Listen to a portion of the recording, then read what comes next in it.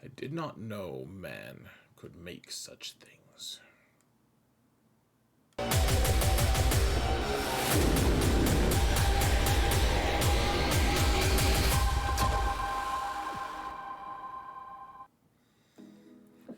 Hello, everyone, and welcome to another episode of Zareth Prevails. We're going to talk about sortie. This is quite sorted, folks. They're just making characters up. I actually don't have a problem with it. But let's go look. Let's look at the new kit, guys. We got a new kit. And then we've got, in my opinion, an even more interesting situation with First Order TIE Pilot. His new Omicron is GAC, and it is really, really good. So check it out, guys. Hold on.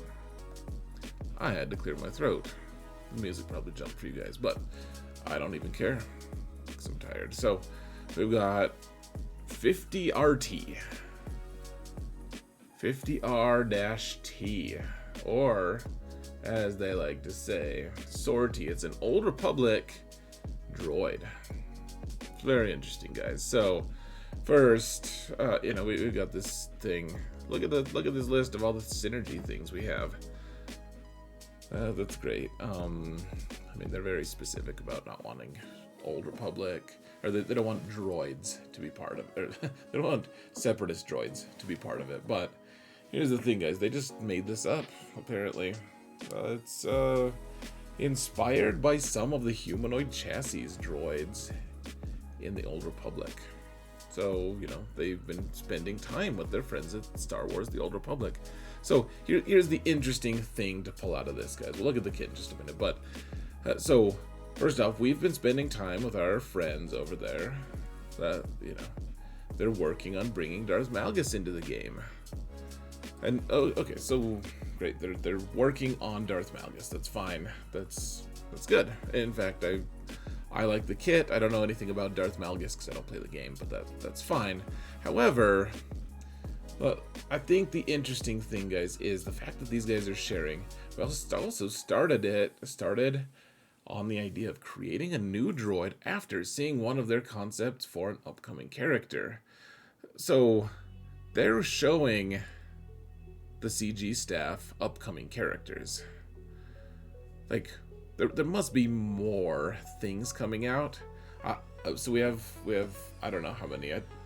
Was it data mined again to say? Someone told me, and I don't actually know if I believe them or not. I think they were just conflating it with something else. Someone, however, was saying that there's going to be 5 more marquees scheduled. I almost think that we at least for sure we have 3 more marquees scheduled besides sortie, and it just makes me think that maybe we're going to get more Old Republic stuff. You know what? I'm fairly confident that we are. Like, dark side gets Darth Malgus, and light side gets sortie. A new, it's like we're in Harry Potter. It's the sortie hat. If we could just wear him as a hat, or her. I think it says her, actually. Not to gender things, guys. Gosh, such a fun thing. She was recovered for scrap. Yeah. So. Anyways, let's look at her kit, guys. Her kit. Alright. 50 RT. Calculated odds. Alright, so a true support character. It's true, not a false support character. If it was Darkseid, I would say false. A false support character who focuses on raising her team to new heights by utilizing tactical skills to manipulate battle. Like, that kind of describes me, guys. I kind of focus on raising my team to new heights by utilizing tactical skills. Gotta have them skills, guys. Sweet skills. Final text. Let's see. So it does physical damage. It's great. If target is target locked, this attack is guaranteed a critical hit if able. If all allies are droids, and this attack critically hits, the next ally to take a turn gains advantage for 2 turns at the start of their turn. Gosh, whatever happened to 70% chance to apply 2 dots. Now it's the next ally to take a turn gains advantage. So they all have to be allied droids. If the target is target locked, so target locked, it's critically hit if able. So if they don't have crit immunity, the next ally able to take a turn gains advantage for 2 turns at the start of their turn. Great. That's a basic. Okay. Sabak Shuffle. Alright, so we're throwing cards at people, and that's effective, apparently. So, why does the Empire spend money on armor? It's like, if this sorted hat thing can just, like, throw cards at you. Okay. Deal physical damage to all enemies 3 times. So, it says he's throwing 3 cards each. You must have 9 left if it's 3v3. Or, you know, maybe they'll run out of cards if there's 5v5. Who knows?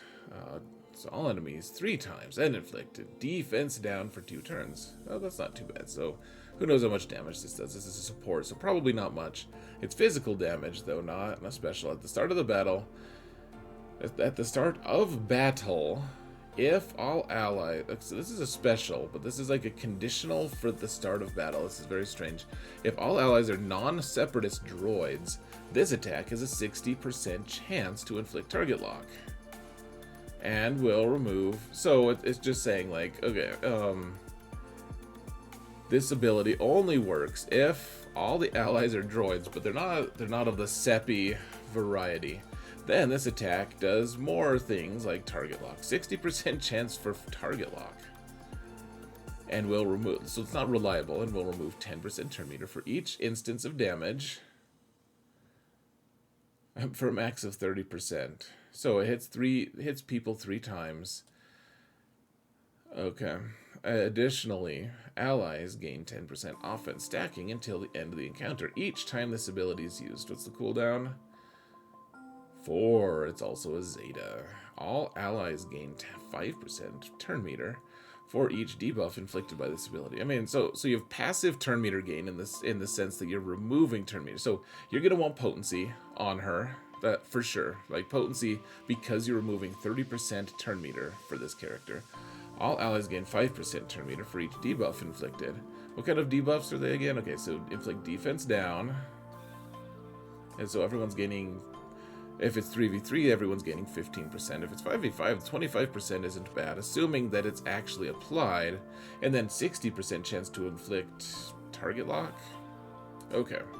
And it's debuff inflicted, not negative status effect. So that's not... So if we remove turn meter, that's not actually giving us turn meter for us. Alright, tactical advantage. Oh, I didn't realize that we were doing tactical things. All right, dispel all debuffs on the weakest ally. They need to find a way to actually show us which the weakest ally is. This, it's like, oh, well, so both of my characters are in red, but for some reason that one got dispelled. Okay, so they gain advantage, health, steal, speed up for 2 turns.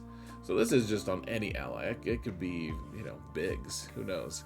If the ally was a non-separatist droid and any debuffs were dispelled this way, they gain offense up, tenacity up, and inflict target lock. Okay, on the weakest enemy for 2 turns. So they gain this, and I guess this inflicts target lock and speed down. Okay, so more target lock stuff. Great. Spare parts, Zeta Omicron. So this it's a conquest Omicron, guys. Okay, so this is leadership. Final text. Droid allies have all these extra bonuses. Plus 35 speed is not inconsequential, guys. And gain spare parts until the end of the battle. 30% max health. They gain 40 speed. If all the allies are droids, oh, that she gains extra health and speed, so she'll be faster. That's cool. Spare parts. Critical chance. Extra offense. So everyone gains spare. Yeah, so everyone gains spare parts. Droid allies gain spare parts. Even Grievous would get spare parts, it looks like. Let's see. This revive can't be prevented. Okay, so if a character is defeated, then they're revived. It can't be prevented. So I'm guessing like Jango, if he's on his turn and he kills a droid, they can still be revived. kind of cool. It's like zombie revive can't be prevented a couple times. Let's see. Okay, so VIP treatment. This is the unique. Start a battle. Weakest other ally gains VIP. Whenever the VIP is damaged, they gain stealth for 2 turns. There's all this stuff that they get.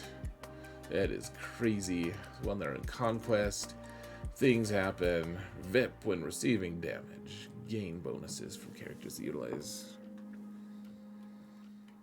Okay, so gosh, I don't. Should I just? I guess I'll just say it. If this is it, I don't care. I don't know. Someone accused me the other day of not caring about the new kits, and I actually do care. I'm trying to be a little flippant, but I just. Okay, so it's cool. They made a new character. That's fine. That's totally fine. They should do that. We really do need more stuff for this team, I think. I mean, or this is maybe this will actually end up being really good, and I just can't see it right now. Like, okay, so here's the thing: we wanted a droid that would be a lifter to non-separatist droids, giving characters like T3M4, IG88, and R2D2 a new powerful squad to be part of. R2D2 is part of plenty of squads right now. The other two, yeah, they need squads. Okay, so I mean, build a droid.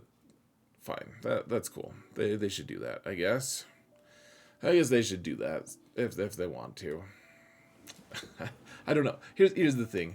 This feels like Scion of Django, guys. Scion of Django. It's like Territory Wars. He does pretty neat things. He changes the landscape quite a bit. GAC does almost nothing. I mean, it's like, okay, I have a Relic 8, Relic 7 character. I guess I want to use him. I have to put good mods on him for Territory Wars. I mean, I don't personally, but other people do.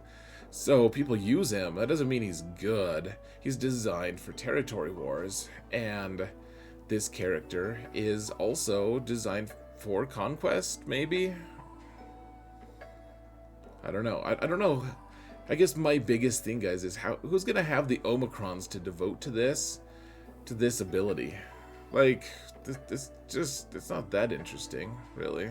Let's see. Well, in Conquest, so if all allies are non-separatist droids the first time in battle, the first enemy to take a turn is defeated. All allies are revived with all this stuff. Okay, so you have this huge momentum shift. Here's the thing, though. In Conquest, it's like first character who takes a turn. How many times have you guys gotten the Boba Fett contract before? You probably haven't ever. I bet I haven't. I mean, I'm being facetious here, but it's like, okay, they took a turn, and then they destroyed my whole team. Cool. So thank you for the Omicron. That worked.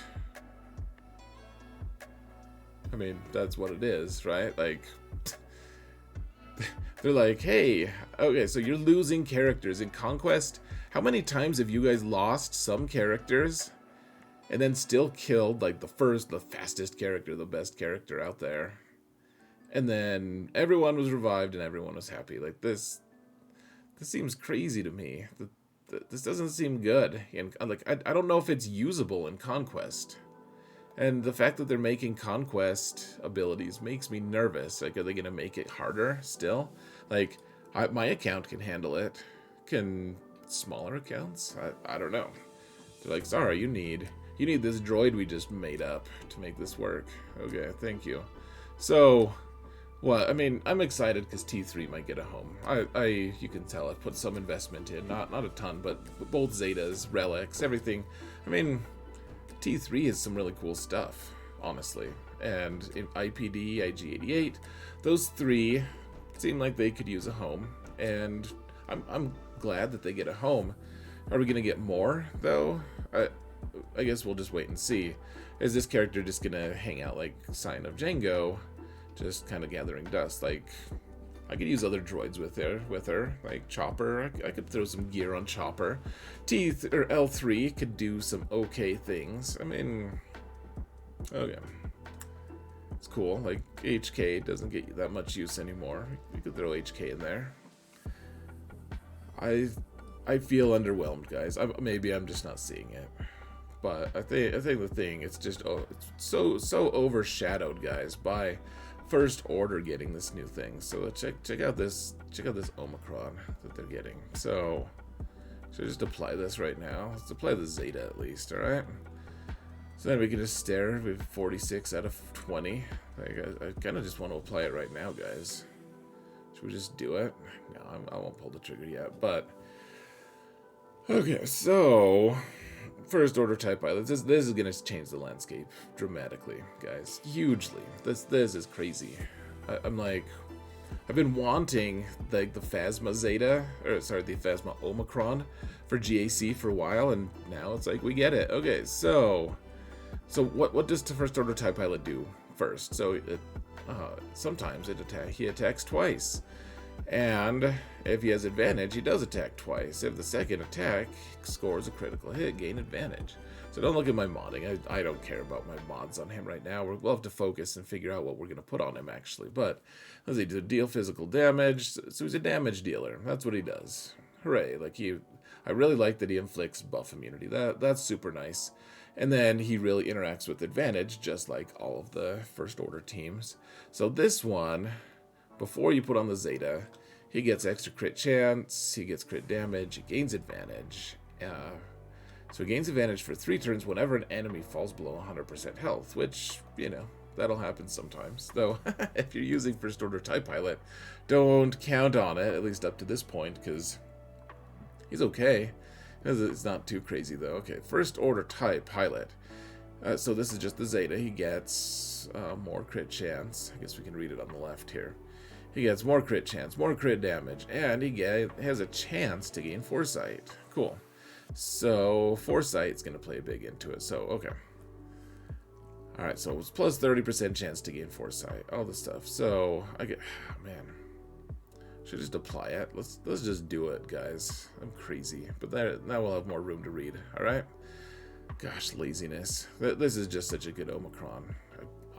I don't think I'm going to regret it. We'll see. I'll let you guys know. But, let's see. So, First Order TIE Pilot. Oh yeah, while in Grand Arena. So, instead has 100% chance to gain Foresight at the start of the encounter. All allies gain 50% max health. This is crazy, guys. So, you throw it on like crew if you want to run a crew team with him. Like crew gets a lot of health, guys. He gets a ton of health, in fact. So plus 50% max health. Like, can we tank a whirlwind? I'm not sure. I'm not convinced. I mean, Relic 9 crew probably. I'll probably try it. I'm guessing. I want Relic 9 crew pretty bad for a ship. So let's see, whenever an ally has advantage, they gain 50% crit damage and plus 100 speed is crazy, guys. That's a lot of speed. And if we're using crew lead, then that works. I mean, crew lead gives another 30 speed. Let's see, so at the start of the round, if an ally doesn't have advantage, they gain tenacity. Okay, the tenacity thing is interesting. I guess the thing is, at the start of the round, if an ally doesn't have advantage, so I was thinking maybe this works for Hux, because Hux kind of likes tenacity, but he always starts with advantage, no matter what. So I want to play to him. I don't know, and this doesn't work with a Galactic Legend. So like you could stack Supreme Leader Kylo with a bunch of tenacity if you really wanted to, but that doesn't. I don't know what the tenacity thing is all about. It makes me wonder if we're going to get more First Order stuff, or if this is just like, I don't know, we need to find just a tiny bit more value. Whenever an ally loses advantage, they recover 20% health and protection. Okay, that's cool. They lose advantage, so they shoot someone, and they recover. So this is health and protection regen in GAC is super nice, because you get banners back. That's one of the bad things about the squad previously, is you might kill a team, but you're going to drop like 7 banners. So, kind of nice. Whenever they lose advantage, they recover. So it's on a personal level, though. Alright, whenever First Order TIE Pilot gains bonus turn meter, they gain advantage for 1 turn if they didn't already have it. So they're basically always going to have advantage because he is going to gain turn meter all the damn time. Whenever First Order TIE Pilot gains Foresight, all allies gain Foresight, and they also can't be hit. I think that one, plus the extra health to maybe be able to tank a Whirlwind from Rey, is probably the biggest thing, guys. Like, the 100 speed is really nice too, and I don't know. Here's the thing, guys. So Supreme Leader Kylo on defense, a lot of times is going to take all like the premier characters, and that's fine. If you're keeping him for offense, a lot of times you're going to use him to counter, like Lord Vader or something. So, you're going to use Night Sisters, you're going to use something else. So then you're like, okay, well, I have crew available. I have Hux, I have Red Trooper, all these guys. Like, this will be a really good defensive team, offensive team. I mean, think about that. This is entering the 400 speed meta now, guys. I mean, so we do crew lead, and that's fine. How fast is my crew? He's okay. With First Order TIE Pilot here, he would end up being what? I mean, 383 speed, I guess, and that's without putting a ton of speed on him. You can make everyone else faster. You can make First Order Officer faster, in fact. And if you use Hux lead, and we gotta get out of here, guys. This video is turning long. But here's the thing: General Hux gains advantage for 2 turns at the start of each encounter. So not only is he denying turn meter gain from your opponents, if you have a Zeta, he's also starting everyone with advantage. And First Order Officer, you can make him super fast. I mean, I probably already have him at a decent speed. Yeah, 291. I mean, so under a crew lead with 100 extra health, and this isn't even a ton of speed, not at the higher levels at least. So another 100 speed plus 30 from crew, so that's already 320. Like, that's starting to rival. We could actually have a pretty viable Starkiller counter, I think. Like, even the fastest Mara Jades are not going to quite be able to match up to this, and so I don't know. Like, can we get enough of a turn meter train? Like what would the team be? Here, let's build a squad real quick. Create new squad, and then let's leave. You guys need to go. But I'm very interested, guys, because this team is going to be fast. So, okay, crew lead, just to give us extra speed. We want First Order Officer to abuse that speed. We want Hux to get all the advantage. We want TIE Pilot, because he's required if we want to use him. And then, I don't know, we could use OG Kylo. If we'd use OG Kylo, if we use Phasma, I mean, I feel like maybe this isn't the right mix, because Red Trooper's going to be really good. Phasma's going to be really good. I mean, everyone's going to be really good. Even Special Forces TIE Pilot's going to be good. I guess the thing that's interesting to me is, like, what's going to happen when Supreme Leader Kylo needs his team. It's like, okay, Hux is gone for sure. He's out of here. Crew we could maybe keep around, and then what? I mean, okay, so Red Trooper's gonna stay with him. I guess we do Phasma here, and then Supreme Leader Kylo can just sit on a team with what? Stormtrooper, Hux, Red, and Special Forces. That's pretty miserable. I mean, so probably take him out and add him. And then I guess you have to really speed Kylo up because he's going to be the fastest here. I mean, I don't know. There's not a... It seems still okay. It's not as good. Maybe you don't have crew at all. I don't know, guys. Let me know what you think in the comments. Help me mount the algorithm. I'm a tired man. I'm going to go to bed. This one's good. You guys saw me apply the Omicron personally. I am convinced that it's going to be killing really good teams. I don't know if it's going to be killing Galactic Legends or not. My buddy Calvin Awesome seems to think so. So, he's a good player too. He's going to be applying it as soon as he has enough Omegas, apparently. I watched his video. I'm going to link that in the video description as well, guys. So, check out Calvin. Go give him a sub on YouTube. Give him a like. Tell him Algo sent you, etc. And I'll let you guys go. Thank you all so much for watching. And remember that in all things, Zareth applies Omicron's live when he's real tired. Take care, guys.